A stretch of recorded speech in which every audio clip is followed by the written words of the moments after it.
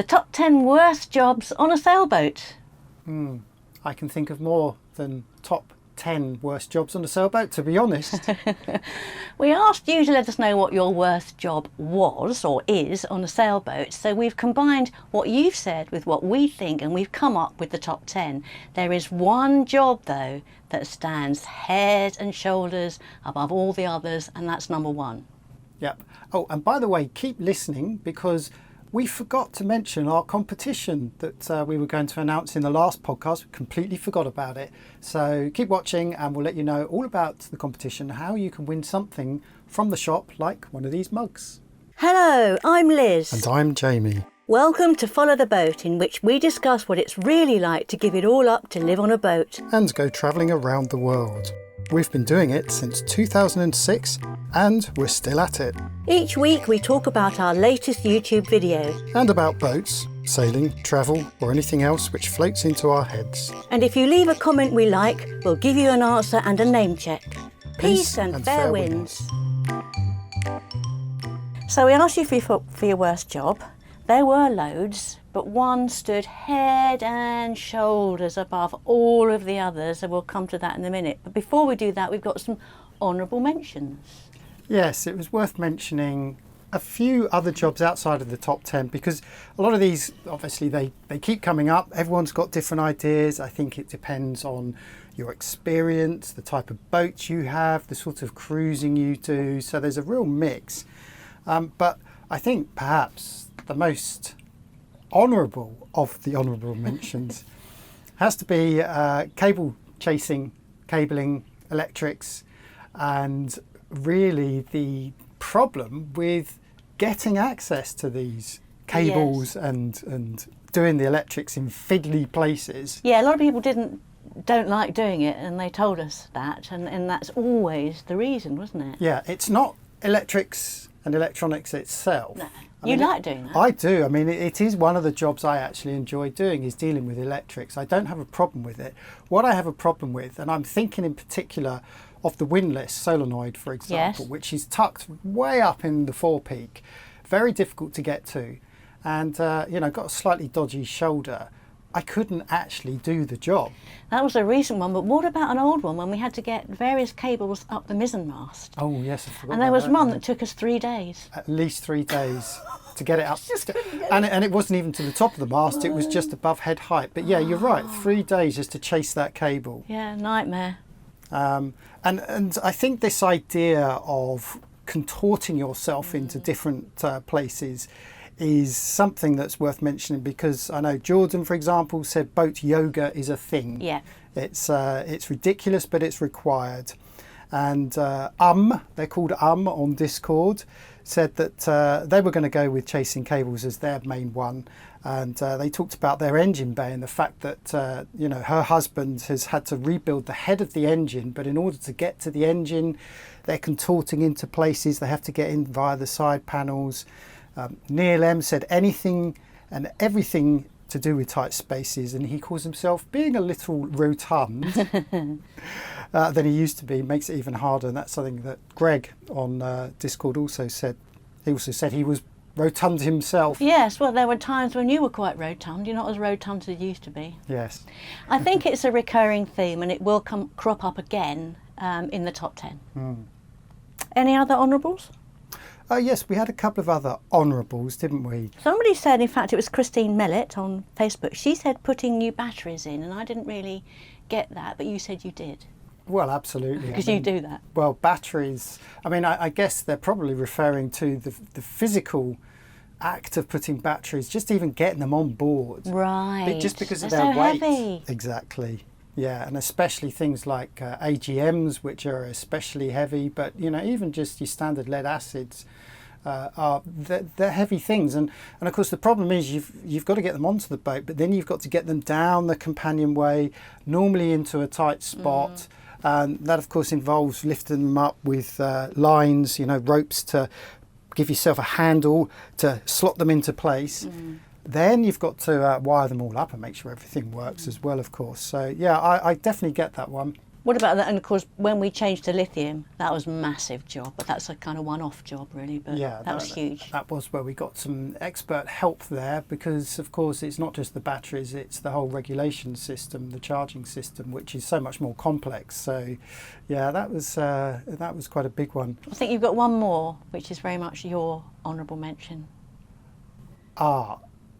Is this to do with the fuel? No, this is anything to do with an engine.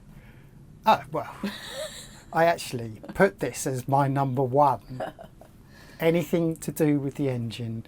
Just have a mental block with it, and it's not something I enjoy. And of course, we know people who, as soon as they turn off the engine and drop the hook and get into an anchor, they just love to tinker, don't they? There are freaks of nature out there for who the sailing is just a reason to stop and play with the engine, and we do know them, yeah. If you are thinking of buying a boat and becoming liveaboard, you must get used to dealing with the engine, because it is something that you have to do all the time, even if it's just oil changes and stuff like that. Yeah, I mean, when we repowered our boat and we bought our new Beta, I made a point of getting an auxiliary fuel filter. So basically the fuel filter is now mounted on top of the engine, because in our previous engine, getting to the fuel filter was nigh on impossible. It's those kind of jobs which will put you off doing them, and it's those kind of jobs that you have to do, but every time you think, oh no, I've got to contort myself, yes, once again, to get to this, and use your left hand upside down because it's the only way you can get to it, it will put you off doing them. So engines, huge part of a sailboat, amazingly enough. And we did have one comment particularly about problem with engines at sea. You were going to mention that. Oh yes, I was. Yes. Remember who it was? Sorry, that was Michael. Yes, yeah. Michael Tillman. Yeah. Actually on YouTube when we did our little poll, he just said diagnosing a motor problem while caught in tidal waters, just a little stressful. To which I agreed with him. We've been there. We've done that in some very hairy places. First one was Turkey. Second one was Eritrea. Yep, and Malacca Strait as well. Yes. But I think the thing with Michael's, I completely agree with it, but it's not necessarily a boat's job. That's where we're starting to veer into worse things that can happen. Yes, catastrophes and disasters and problems like that. But yeah, sure, Michael, that is a pretty terrible thing, which just goes back to the whole engine thing. Keep your engine serviced, do all the jobs that need doing on an engine, learn to love your engine, and even possibly becoming a tinkerer. Yes. So, shall we start with the countdown? Oh, let's start with the countdown. They are in a sort of order. A kind of order. Number one is, as we said earlier, the number one, and the rest are, some of them are yours and some of them are ours. So, at number 10, cooking in rough seas. Yeah, this is a good one, and I think it was Melinda who came up with this on Facebook, and funnily enough, no one mentioned this at all. Yes, but when I read it, and her actual comment is this, it's quite funny. My biggest gripe is the feeding. It can be blowing 45 knots, we're sailing on our ear, and he says, what's there to eat? Notice he says to her, it is a woman thing, I think, on the whole, unless you're a solo male sailor, most women will be doing the feeding while the men are up the top doing the dare adventurous stuff on the steering wheel when you're at 45 degrees. Yeah, maybe. I think it was right of Melinda to point this out, because it hadn't crossed my mind, but I can think of a number of occasions when you've been stuck in the galley. I remember one time being stuck in the galley in full oilies, and I was cooking with two other people, and I think one of them had to make a quick exit. Yeah.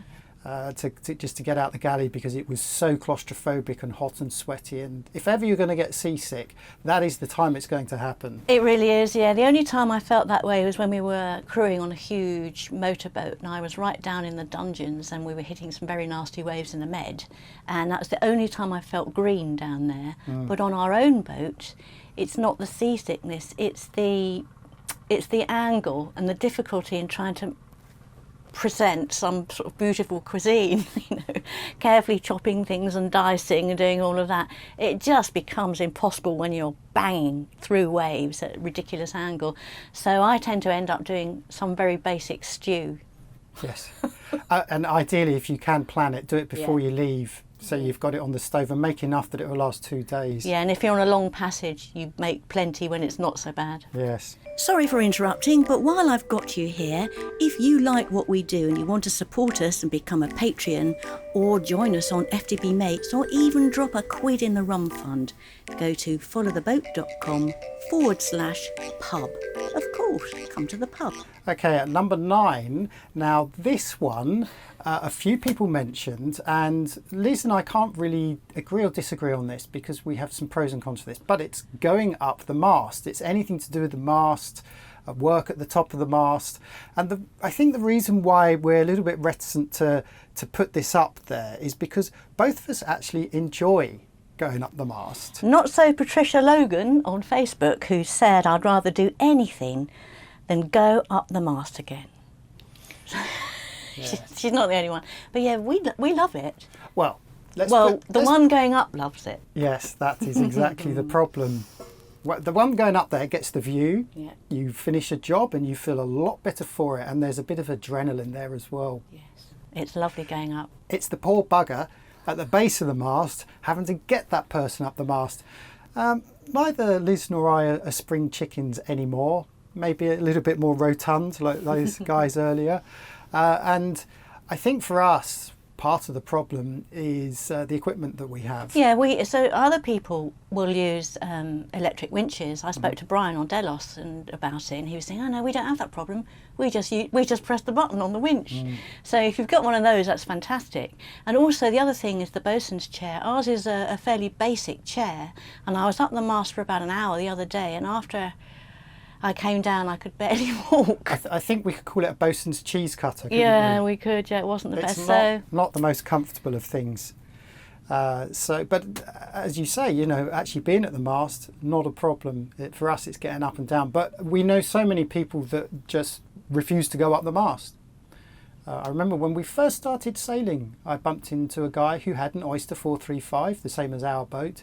He hadn't been up his mast for years, and for a bottle of wine, I volunteered to go up there, which was, I'm not sure I'd do that these days because you're relying on other people's equipment, aren't you? So, yes. Okay, so that was number 9. Number 8, Jamie, over to you on the subject of fuel transfer. Yeah, no one mentioned this, but it is one of the jobs I hate the most, and it is transferring fuel, and that is everything from taking the jerry cans ashore, finding a petrol station to fill up your jerry cans. Can I stop you one moment? We are talking being at anchor. We're not talking, obviously, on the dock. Well, I think that's part of one of the reasons why not many people mention this. I guess a lot of people, if they're based in one location, maybe have a fuel barge. Perhaps the marina has somewhere you can get fuel. But I can't remember the last time we went alongside a fuel barge. Years ago. Years and years. So our fuel is always done by jerry can. Yeah. But it's not just that. It's getting them back on board, then getting the Mr. Funnel out, the water separator, having to slowly decant them.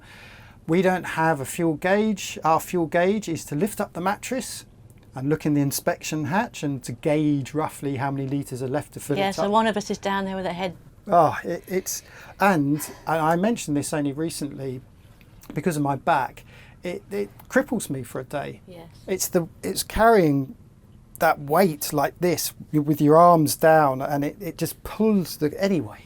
Add to that the fact that we're in Southeast Asia and it's 38 million degrees in the shade and the humidity is 110%. It's a nightmare of a job. Yeah. But at least nowadays we do get local guys to help us, don't we? To a degree. Where we can. Yes. They may help us get them. I mean, getting them on board is difficult, especially in choppy waters as well. Trying to keep the dinghy alongside and lift it. Yeah, it's if you haven't done it and you've got that to look forward to, brace yourself. Yes. Now we've got a boat that's covered in jerry cans all the way around, and you try and keep them full as often as possible. So it's quite a regular job, isn't it? Mm. Yeah. Great. But that leads us on, yes, talking of diesel, on to, I'm surprised this isn't actually your number 1, Elizabeth.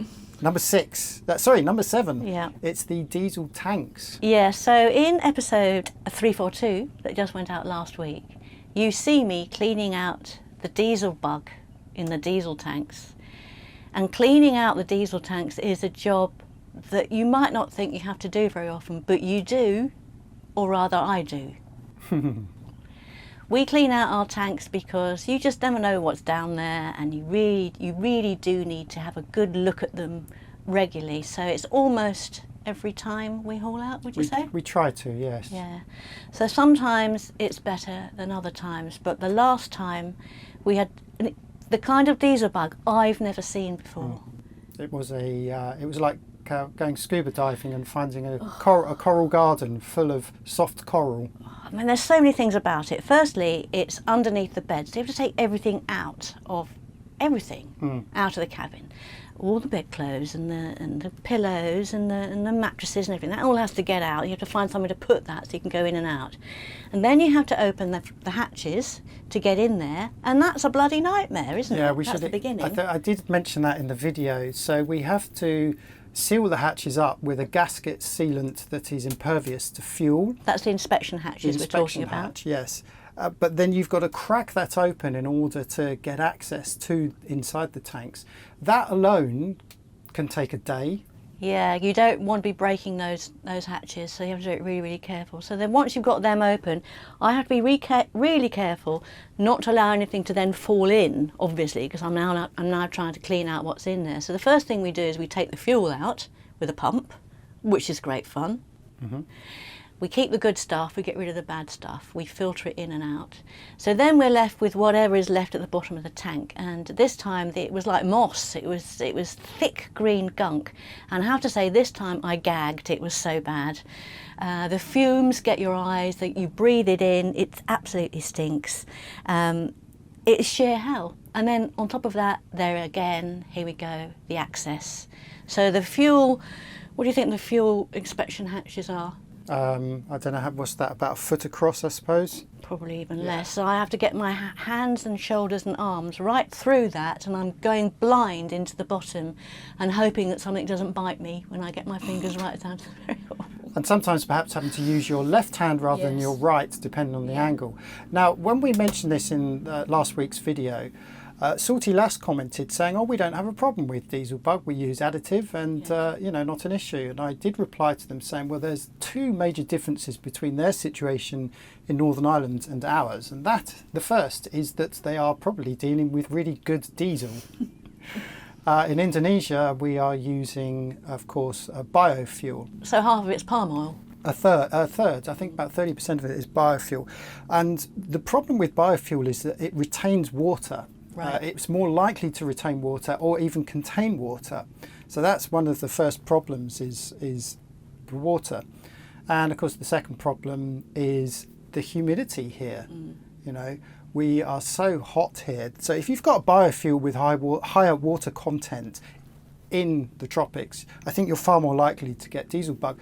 Now, we've never used an additive, have we? But we know people who do, and they say it doesn't make any difference in Indonesia. Not in these parts of the world. So we've never used it, and when we were cruising up until Indonesia, diesel bug was never really a problem. Never had it in Turkey. And I think because we are constantly putting fuel through, it's not like it sits there for 6 months not being used. So that's the other thing as well. Irrespective of all of that, at some point someone has to clean the tanks, and unfortunately it is Elizabeth. I have medical conditions that prevent me from doing it. You've got a bad shoulder. So yes, I do grin and bear it and just get on with it and know I've got to do it. I mean, that's what you do with these horrible jobs. You just mentally prepare and just do it and know that there will be an end. So that is the end of point number 7, cleaning the diesel tanks. Number 6 is a real pain in the arse for anyone who's got a boat or lives on a boat and knows boats well.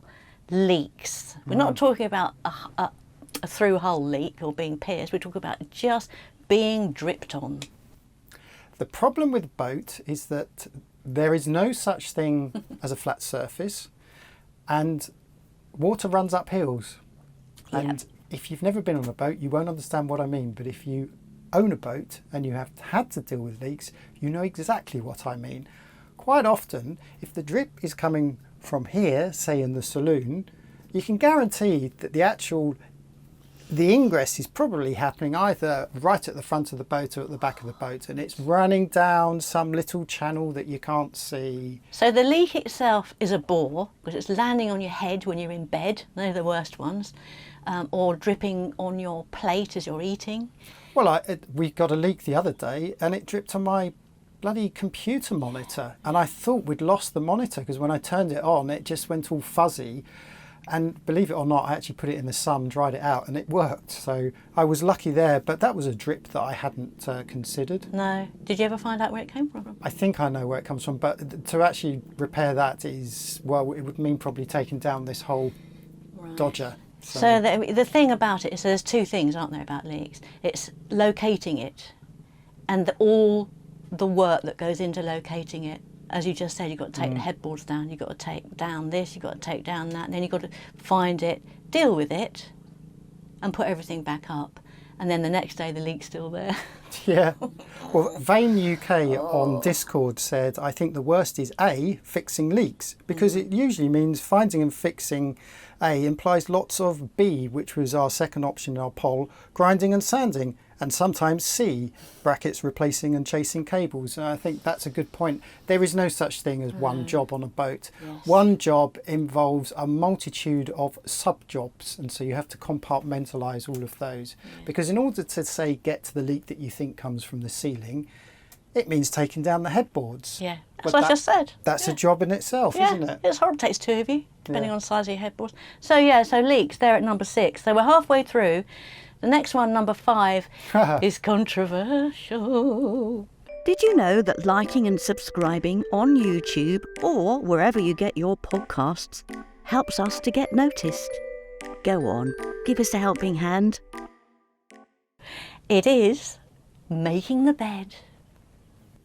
Did we put that in as an option in the poll? We did, and people voted for it. Yes. It wasn't very high. And the theory is that most people who watch this and vote are men. And they're not the ones making the beds. Apologies to those of you who do. But talking to other women who are on boats, this is just purely anecdotal, we all hate making the bed. And you may be asking, why? Why is that such a pain? Because most beds are flat up against the side of something on both sides, if it's a double. And to get to tuck the sheets in, you have to pull up the mattress. But how do you get there? You have to be standing or sitting on the mattress to pull it up. And the amount of pure muscle power, will and determination to get the sheets round that mattress is a bloody nightmare. And then you've got to tuck it in all the way round, and the sides of the bed, chew up your fingers and your hands as you try and get it in. If you don't tuck it in properly, all those sheets all ruck up and it's really unpleasant. So it's a job in itself. It's exhausting, particularly in the tropics. Yeah, I think you're making a mountain out of a molehill. It's just a bed. Oh, gosh. Just a bed and a couple of sheets, that's all. Your heart sinks when you know you've got to change the bed. I tend to do it at night when it's a little bit cooler, because the other thing is that you break out in the most terrible sweats. And then you've got to change the pillowcases. Okay, that's not so bad. But it's the putting the sheets on the mattresses is a bloody nightmare. So there you go, that's mine, that's number 5. Anything else to add to that? No, I'm just glad you've got that off your chest. Yes, I had to say that. But no, I get you. I understand. It's not a pleasant job. Of course, it is something that you do quite regularly. Yes. In theory, depending on how often you change your sheets. And again, in the tropics, we probably change them more frequently than perhaps those in temperate climates. But it's it's a tough job. Yeah, no sheet fits properly, even if it's fitted.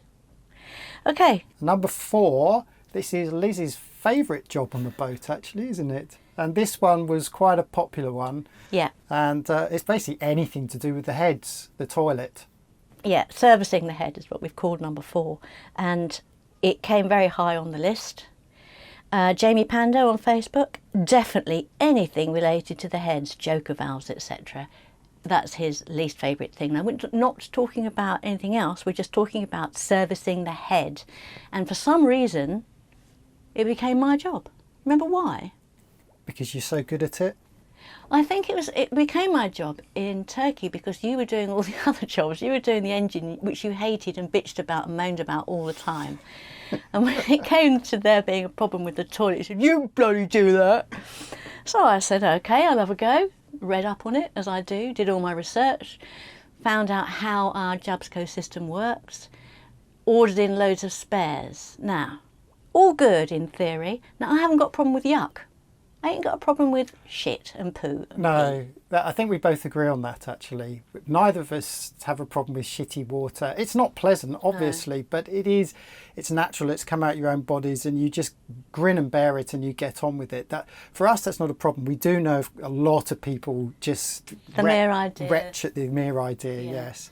Yeah, so we do get that. We understand that. Yes, it's another one, though, that we go back to the cramped spaced, it's tiny. Any boat heads is absolutely tiny, and you have to get right down to the bottom of the toilet. You've got to get down at face level on the floor, which in any toilet anywhere in the world is not a pleasant thing. Well, I think about our heads that you can't lie down in the heads, can you? It's too small for that. You have to crouch into a fetal position, and even then you're not quite fitting in the well of the head.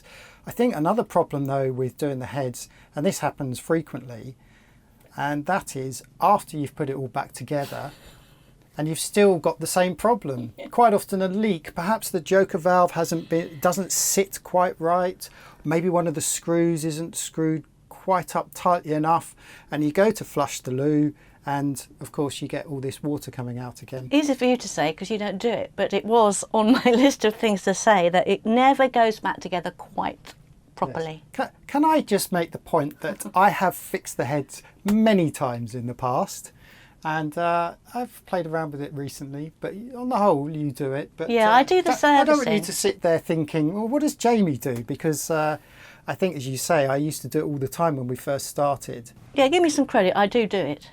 Yeah, you do. It is my job. You do a good job. I pull you in when I can't. Do a good job, get it? Yeah, right. Hey. I pull you in when certain things I just can't get to work properly, and I'm throwing things around and swearing. I pull you in, but most of the time.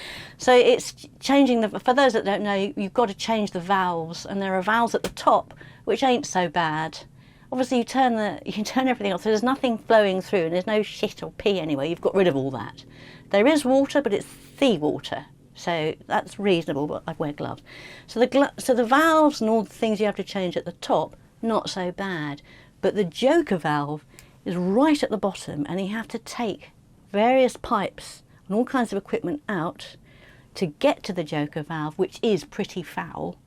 Take that out and replace it. Put it all back together. So and the answer is just get some electric heads. Yeah, they still have joker valves though. No, I know. I know. I think it was. I can't remember who it was, someone who was dealing with their electric heads. Of course, they have a macerator or some kind of macerator, and I know that can go wrong as well. And again, you're dealing with shitty water, having to take that apart. Yeah, I think the important thing to say to everybody, if they don't know, is that we have a manual toilet for a reason, don't we? Well, it's only because in the past I had some bad experiences with electric toilets. One of which, in rough seas, someone, and it could have been me actually, accidentally...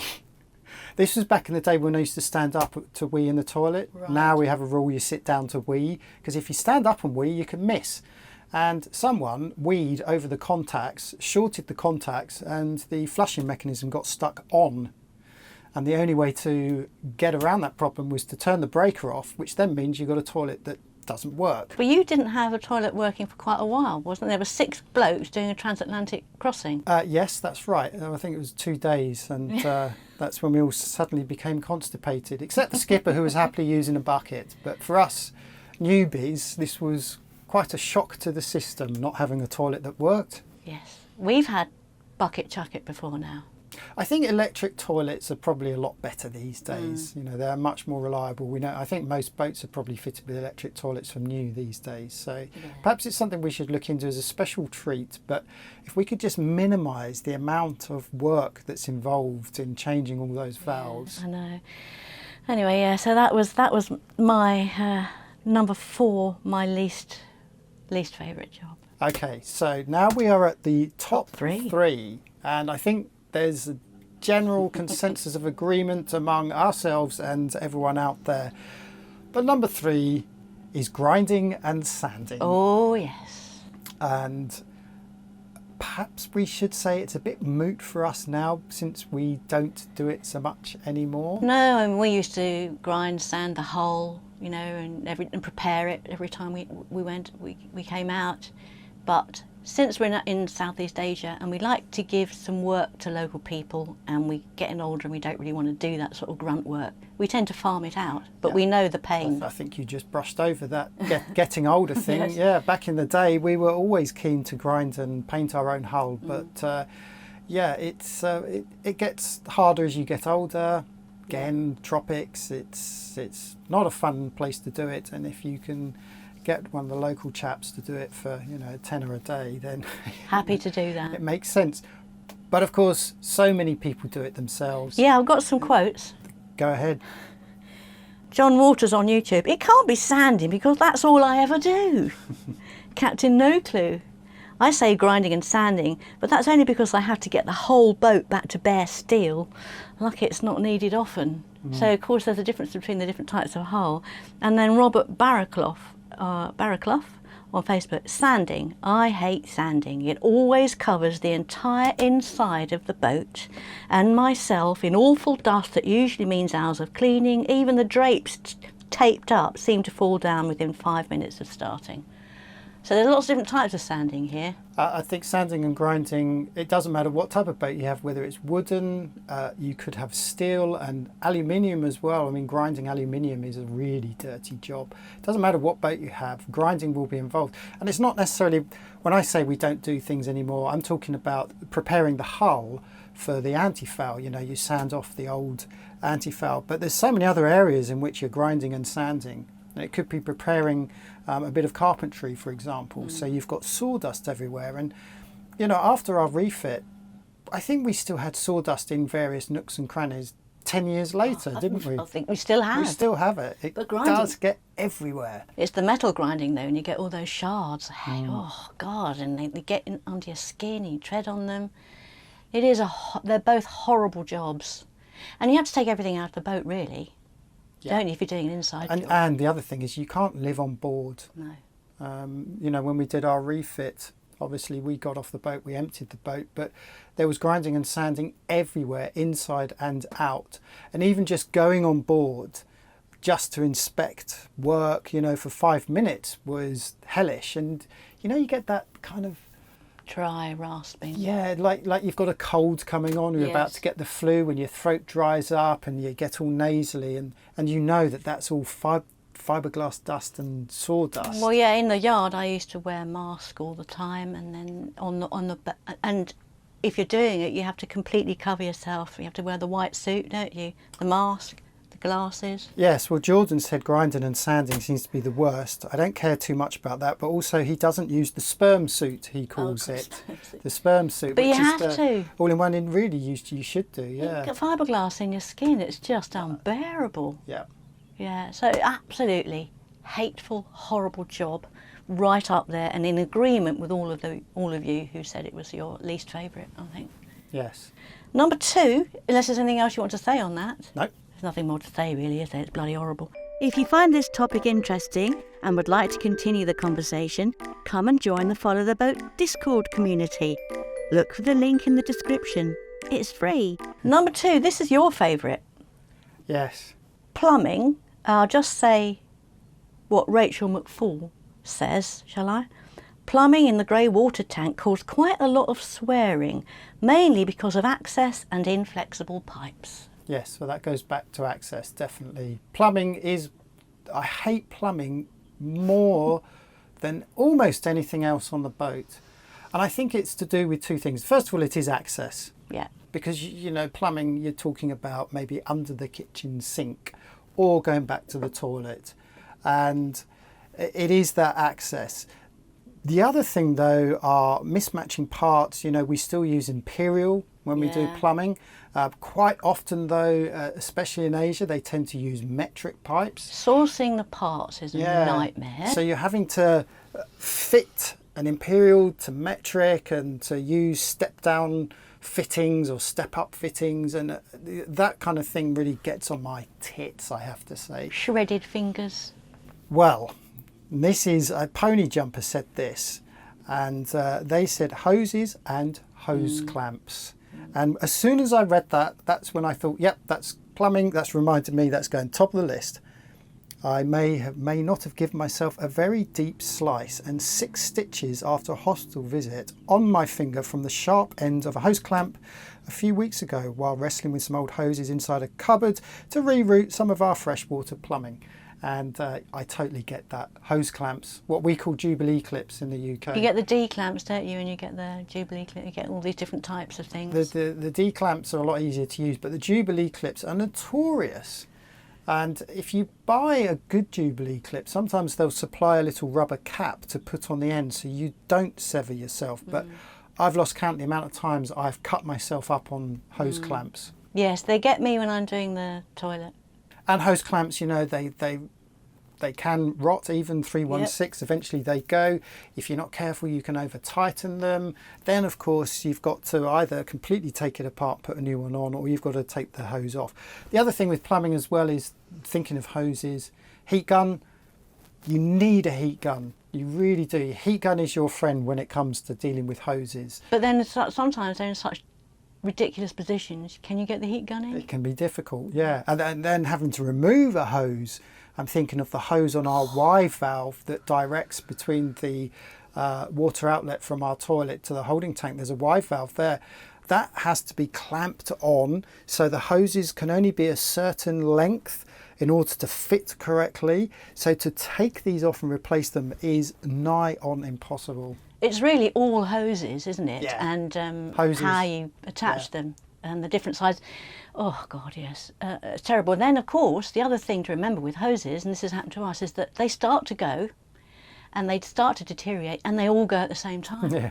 Do you remember? I mean, we had a spate of just deciding just to change them all, because it can be very bad in an engine when the hoses go. Yep. Well, anywhere in fact. So yeah, hoses. And just as an aside on hoses, you wouldn't let me put this in, but one of my least favourite jobs is coiling the hose.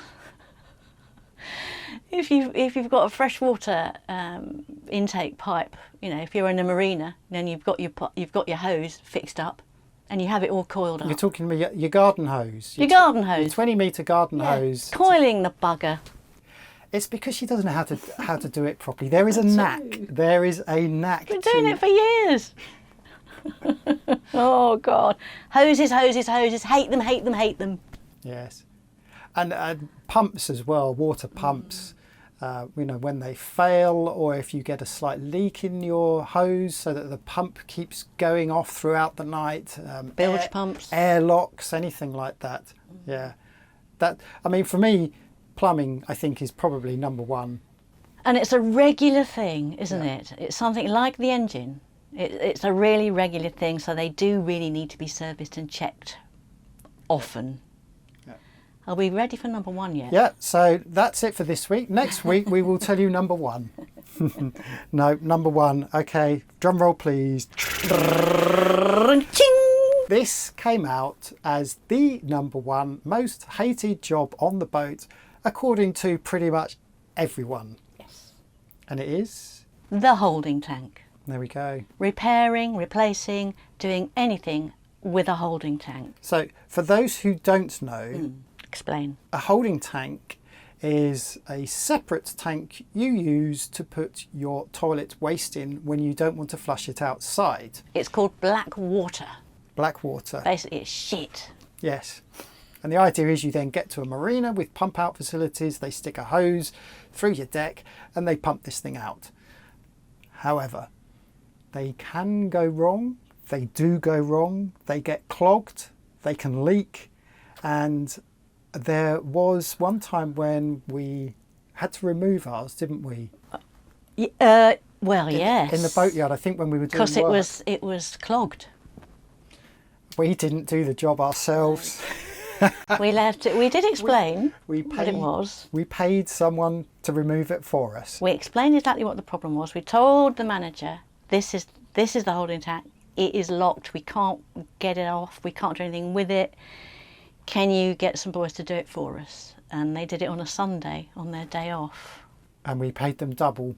When we got back on Monday, there were a lot of very sad faces. Yep, had to pay them danger money.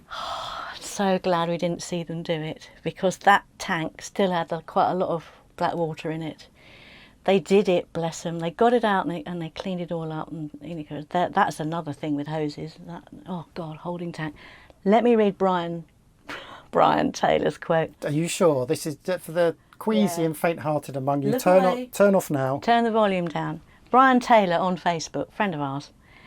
Our holding tank started leaking. We had to remove it tenderly, gingerly, not lovingly, from under the V-berth, down through the main cabin, up the companionway, onto the dock, to rest in the waste area. Maggoty things wriggling out of the leaky hole are forever etched in our memories, along with the stench. It doesn't bear thinking about. His moral from all of that is never go with aluminium or stainless steel. Polypropylene is the only way. Yes, which is what we have. Now, I remember having to remove the hose from between the holding tank and the toilet, which was difficult enough.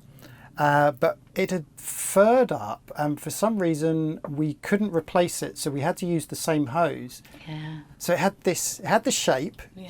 It had retained the shape Yes. with all these U-bends and what have you. Eventually, when I got it outside, I spent the morning We had to bang it. smacking it Yeah. against the marina floor on the jetty, which was concrete, to break up everything inside. All the calcium build-up and whatever else it was. There wasn't anything wriggling in it, thank God. No, but the stench, horrible. It is really horrible. And this is the thing about boats. You really do have to deal with all of these things yourself, don't you? Well, unless you get someone local to do it for you and you pay them danger money. So that is our top 10. And I hope you agree or disagree. We'd love to hear what you think in the comments. Give us a story if you've got one like Brian's or better than Brian's. I'd love to hear it. Let us know what you'd have as your number one and if there's any that we missed. Now, Yes. on a completely separate subject, Oh, yes. something that's just suddenly occurred to me and something we forgot to mention Yeah. in last week's podcast. Oh, yeah. The last podcast was a competition. Oh. We were going to run a competition to win something from our shop. Oh, that's right. So should we do it now? Yeah, let's do it now. Okay, what is it? I don't know. You're running it. Am I? Okay. Okay, so Well, they're going to win one of these, obviously. possibly one of our mugs. And the competition is this. Photo competition, yeah? Yep. We need a theme, don't we? So I think the theme should be nature, since we are in this new anchorage here, surrounded by beautiful nature, including Mount Tambora, the world's greatest volcanic eruption ever, Yeah, the biggest one ever just behind us. in Surrounded- recorded history. surrounded by nature. So let's make the photography theme nature, and Yeah. I think the rule should be a photograph taken within 1 mile of where you live. Yeah, it doesn't have to be boat related. No. It just has to be nature. How do they submit these? Discord. Okay, so we'll Okay. put a link. So if you go to Discord, on our Discord server, the Follow the Boat server, we have a number of channels. These are like forum topics, I suppose. And there's one called Your Pics, which is where we encourage anyone to post up just generally pictures. Yeah, because you're interested in photography, and so it's really important to us. So that's it. We'll put links in the description about the competition. Look forward to seeing your pics. We'll give you a week, and Yeah, they've got 1 minute. Just let me finish, Oh, because sorry. yeah, the rules are Yeah. the theme. Post it in Your Pics channel on our Discord server, but hashtag it comp. So hashtag comp, COMP, just so we know that you're trying to enter the competition among the other photos that people post up generally. Okay, and there's no point in putting them anywhere else. It can only be Your Pics. on Discord. Yep. That's it for now then.